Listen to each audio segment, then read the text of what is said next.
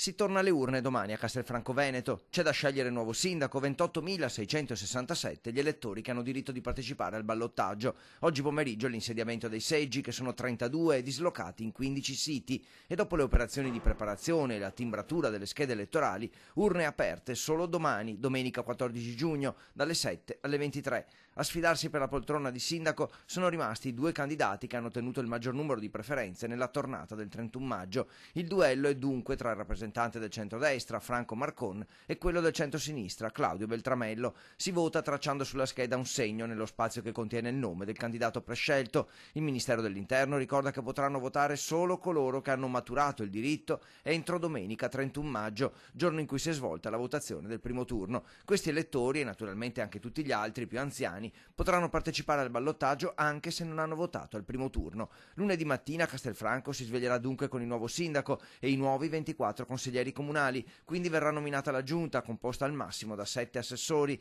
I risultati definitivi dovrebbero arrivare poche ore dopo la chiusura dei seggi, prevista alle 23 di domenica.